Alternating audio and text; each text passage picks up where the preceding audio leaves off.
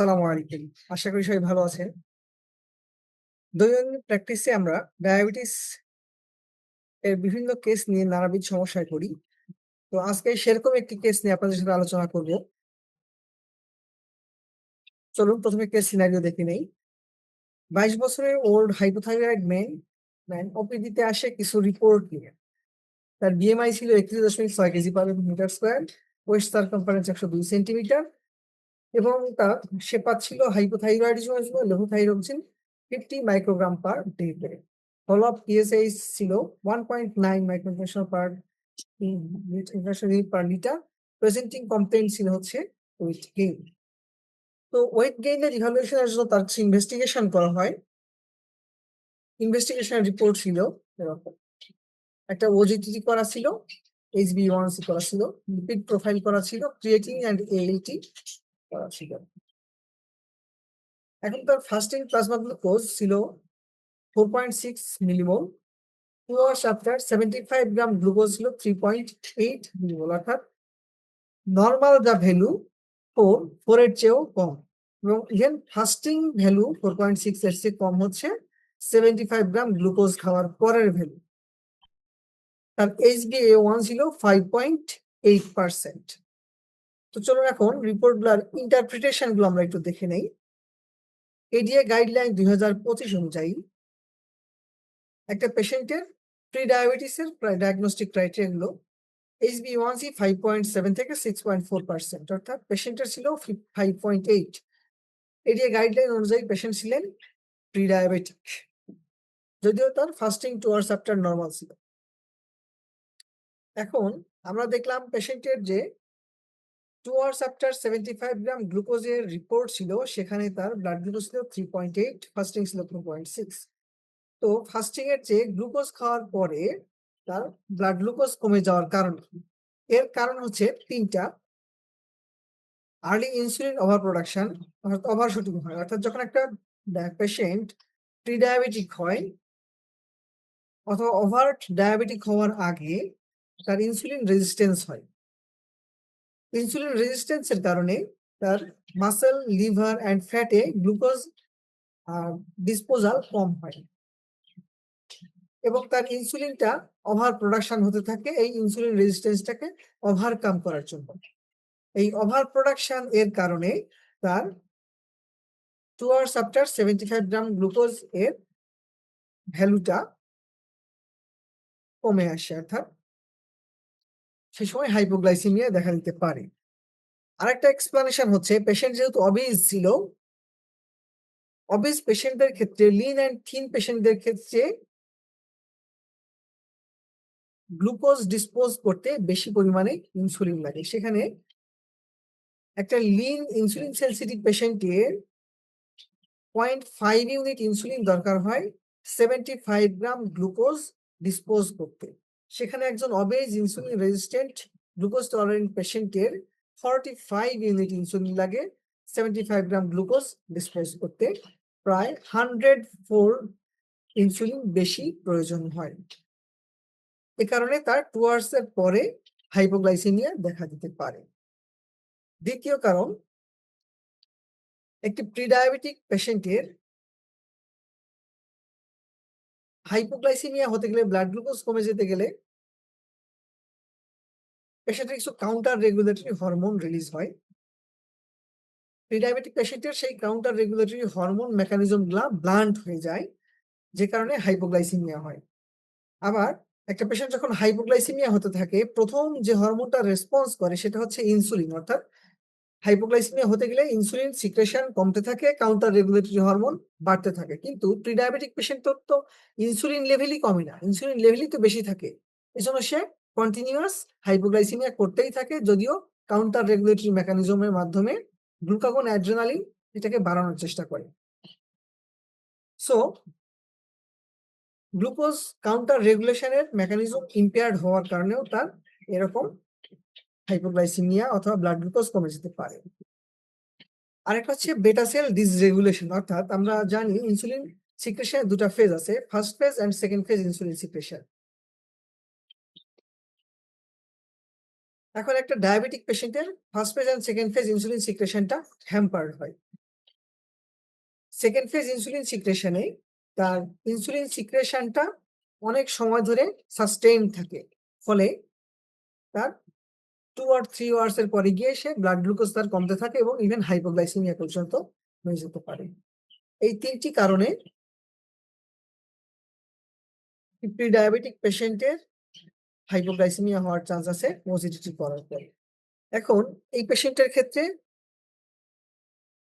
BMI ছিল 31.6, যেটা obesity criteria Asian পিপলদের ক্ষেত্রে ক্লাস 2 ওবেসিটি তার ছিল, এবং তার ফাস্টিং লিপিড প্রোফাইল লেভেল ছিল HDL ছিল 38, TG ছিল 286, আবার ALT ছিল 99 ইউনিট পার লিটার।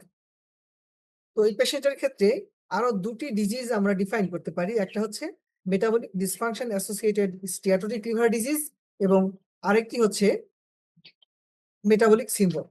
তো একটু এই ডিজিজ দুটা এন্টিটি দুটার ডায়াগনস্টিক ক্রাইটেরিয়া আসুন দেখে নিই। MSLD বলতে গেলে এক্সেস টিজি অর্থাৎ এক্সেস ফ্যাট থাকতে হবে লিভারে, সেটা ইমেজিং এভিডেন্স থাকতে হবে যে ফ্যাটি লিভার আছে, এবং সাথে একটা কার্ডিও মেটাবলিক রিস্ক ফ্যাক্টর থাকতে হবে।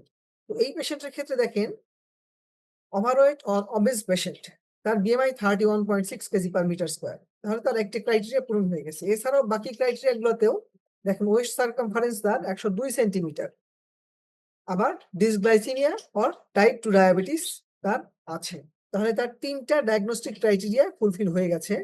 আবার এদিকে প্লাজমা ট্রাইগ্লিসারাইড লেভেল তার ছিল 286, HDL কোলেস্টেরল ছিল 38, সুতরাং তার 6টা ক্রাইটেরিয়ার মধ্যে 5টা ক্রাইটেরিয়া ফুলফিল হয়েছে তার MSLD বলার জন্য।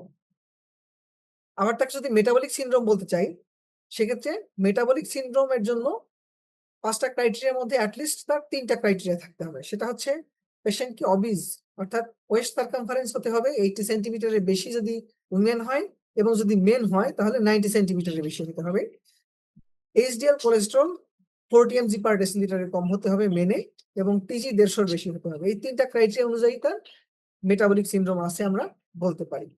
আবার তার ফাস্টিং ব্লাড গ্লুকোজ যদিও নরমাল, কিন্তু সে HbA1c অনুযায়ী তার সে প্রি ডায়াবেটিক, তাহলে তার মেটাবলিক সিনড্রোম আছে সেটা আমরা বলতে পারি। এখন পেশেন্টের ট্রিটমেন্ট পারপাসে, যেহেতু পেশেন্ট প্রি ডায়াবেটিক এবং MSLD মেটাবলিক সিনড্রোম আছে, তার ট্রিটমেন্টের আমরা শুধু ব্লাড গ্লুকোজ কন্ট্রোল করার জন্য প্রি ডায়াবেটিসের ম্যানেজমেন্টে দিব না, তার লিপিড গোল, ব্লাড প্রেশার গোল এবং ফ্যাটি লিভার ট্রিটমেন্ট সবগুলো কম্প্রিহেন্সিভলি করতে হবে। তো সেক্ষেত্রে লিপিড গোল যদি অনলি ডায়াবেটিস থাকে, তার LDL গোল হচ্ছে 100 mg পার ডেসিলিটারের কম। ডায়াবেটিস এর সাথে যদি একটা অথবা তার বেশি কার্ডিওভাস্কুলার রিস্ক ফ্যাক্টর থাকে, LDL গোল 70 mg পার ডেসিলিটারের কম, এবং ডায়াবেটিস এবং এস্টাবলিশড কার্ডিওভাস্কুলার ডিজিজ যদি থাকে তাহলে তার LDL গোল হবে less than 55 mg per decilitre. সাথে এবং ডায়াবেটিসের সাথে সাথে হাইপার ট্রাইগ্লিসারাইডেমিয়া থাকে, তাহলে তার টার্গেট টিজি গোল হবে 150 mg পার ডেসিলিটারের কম। তার টার্গেট বডি ওয়েট হবে এশিয়ান পপুলেশনদের ক্ষেত্রে less than 23 KG per metre square, waist circumference হবে 90 সেন্টিমিটারের কম। ম্যানেজমেন্টের ক্ষেত্রে পেশেন্টের যেহেতু প্রিডায়াবেটিক, MSLD, মেটাবলিক সিনড্রোম আছে, তাহলে তার ম্যানেজমেন্টের ক্ষেত্রে মোস্ট ইম্পর্টেন্ট হচ্ছে ওয়েট লস। এক ওয়েট লসেই সে মাল্টিপল বেনিফিট পেতে পারে। ওয়েট লস অ্যাটলিস্ট যদি 5% এর বেশি বডি ওয়েট লস করা যায়, সেক্ষেত্রে প্রিডায়াবেটিস, মেটাবলিক সিনড্রোম, MSLD 3টা ক্ষেত্রেই সে বেনিফিটেড হবে। ইভেন তার প্রিডায়াবেটিস স্টেটটাও রিভার্সাল হয়ে নর্মোগ্লাইসেমিক হয়ে যেতে পারে। এরপরে ডায়েটারি প্যাটার্ন অনেকগুলোই আছে, এর মধ্যে Mediterranean style, low carb eating plan, vegetarian, plant based, dash eating pattern, যে কোনোটা অ্যাপ্লাই করা যায়। তবে সবচেয়ে বেশি ফলো করা হয় এবং স্ট্যান্ডার্ড হচ্ছে মেডিটেরানিয়ান স্টাইল, যেটা ফ্রুটস অ্যান্ড ভেজিটেবলস বেশি থাকবে, কার্ব অ্যান্ড ফ্যাট ডেফিনিট পরিমাণে থাকবে অর্থাৎ কম থাকবে। এরপরে এই পেশেন্টের ম্যানেজমেন্টের ক্ষেত্রে মোস্ট ইম্পর্টেন্ট আরেকটা পার্ট হচ্ছে ফিজিক্যাল অ্যাক্টিভিটি। ফিজিক্যাল অ্যাক্টিভিটিটা হচ্ছে মডারেট ইন্টেন্সিটি ফিজিক্যাল অ্যাক্টিভিটি, সপ্তাহে 150 মিনিটের বেশি হবে। ভিগোরাস অ্যাক্টিভিটি 75 মিনিট পার উইকের বেশি হবে। অ্যান্ড মিনিমাইজিং সেডেন্টারি অ্যাক্টিভিটি, অর্থাৎ তার সেডেন্টারি অ্যাক্টিভিটি টাইম যত কমানো যায়। এখন যে ফিজিক্যাল অ্যাক্টিভিটিটা করবে তাকে কমপক্ষে একটানা 30 থেকে 45 মিনিট সপ্তাহে প্রতিদিনই কমপক্ষে হাঁটতে হয়। আর যদি একটানা সে কমপক্ষে 20 থেকে 30 মিনিট হাঁটে তবেই সে মেটাবলিক বেনিফিট পায়। এতক্ষণ আমরা নন ফার্মাকোলজিক্যাল ম্যানেজমেন্টের কথা বললাম। এবার একটু ফার্মাকোলজিক্যাল ম্যানেজমেন্টের কথা বলি। প্রি-ডায়াবেটিসের ক্ষেত্রে পেশেন্টের মেটফরমিন দিয়ে আমরা স্টার্ট করতে পারি। তবে মেটফরমিন আমরা ইউজুয়ালি যখন তার HbA1c 6 এর উপর উঠে যায় অথবা ব্লাড গ্লুকোজ আরেকটু বেশি হয়, ব্লাড গ্লুকোজ ক্রাইটেরিয়াতেও তার প্রি-ডায়াবেটিক চলে আসে, তখন আমরা মেটফরমিন স্টার্ট করি। স্টার্ট করি হচ্ছে 500 mg ওয়ান্স ডেইলি করে অ্যান্ড ডোজ টাইট্রেট করে আমরা ইনক্রিজ করি 2550 mg পার ডে হিসেবে।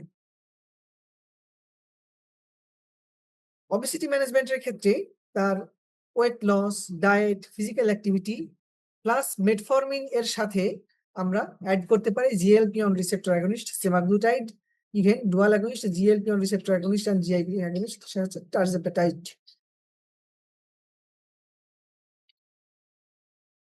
এবং ডিসলিপিডিমিয়ার জন্য আমরা একটা ASCVD রিস্ক ফ্যাক্টর কমানোর জন্য স্ট্যাটিন ইউজ করতে পারি যদি অ্যাডিশনাল রিস্ক ফ্যাক্টর থাকে, এবং টিজি কমানোর জন্য তার সেকেন্ডারি ফ্যাক্টর যেগুলো আছে সেগুলো ট্রিট করব, এবং যে মেডিকেশনগুলো তার টিজি বাড়ায় সেগুলোকে অ্যাভয়েড করব। এবং লাস্টলি যেহেতু তার MSLD আছে, MSLD ট্রিটমেন্টের ক্ষেত্রে সবচেয়ে আমরা যে বললাম পেশেন্টের weight, diet, physical activity, even metformin, GLP-1 receptor agonist, statin, এই সবগুলাই ইফেক্টিভ, সবগুলাই তার MSLD ট্রিটমেন্টের জন্য এনাফ। কোনো না কোনো ভাবে এরা ফ্যাটি ইনফিলট্রেশনটাকে কমাবে। তবে পেশেন্টকে যদি হিস্টোলজিক্যাল বেনিফিট দিতে চান, অর্থাৎ স্টিয়াটোহেপাটাইটিস অথবা ফাইব্রোসিস এগুলো ইমপ্রুভমেন্ট করতে চান, তাহলে তার ফার্দার ম্যানেজমেন্ট এই অপশনগুলো অ্যাড করা যেতে পারে, যেমন liver directed thyroid hormone receptor agonist resmetirom, ursodeoxycholic acid, incretin mimetics যেটা আমরা বলে আসলাম, GLP-1 receptor agonist, even SGLT2 inhibitor এবং peroxisome proliferator activator receptor agonist like পাইরিডোজম, রোসিগ্লুটাজোন, ছাড়া নতুন এসেছে তার সারোগ্লিটাজার। এই অপশনগুলো দিয়ে আমরা MSL ট্রিট করতে পারি। তো যাই হোক, আজকে আমরা একটা ডেইলি লাইফে এই ধরনের পেশেন্ট হয়তো খুবই কম পাওয়া যায়, কিন্তু এই ধরনের পেশেন্টগুলো পেলে আমরা হয়তো অনেক সময় ঘাবড়ে যাই যে তার 75 গ্রাম গ্লুকোজ খাওয়ার পরে তার ব্লাড গ্লুকোজটা নর্মালের চেয়েও কমে যাচ্ছে কেন? অথবা অনেক পেশেন্ট হয়তো এভাবে প্রেজেন্ট করে যে আহ, সে বারবার হাইপোগ্লাইসেমিয়া হয়ে যেতে থাকে এবং সেজন্য সে চায়ের সাথে অথবা অন্য কোনো ভাবে চিনি বেশি খেতে থাকে। আলটিমেটলি এই চিনি বেশি খাওয়ার কারণে তার গ্লুকোজ লোড আরো বেশি পড়ে, বেটা সেল আরো বেশি এক্সস্টেড হয় এবং আলটিমেটলি সে কিছুদিনের মধ্যেই ওভার্ট ডায়াবেটিক হয়ে যায়। তো আমরা এইসব বিষয়ে সতর্ক থাকবো। ডেইলি প্র্যাকটিস এগুলো আমরা সবসময় খেয়াল রাখার চেষ্টা করবো। সবাই ভালো থাকবেন। আবার পরবর্তীতে আপনাদের সাথে কোনো একটা কেস নিয়ে আলোচনা করবো ইনশাল্লাহ। সবার জন্য শুভকামনা থাকলো। সালামু আলাইকুম রহমতুল্লাহ।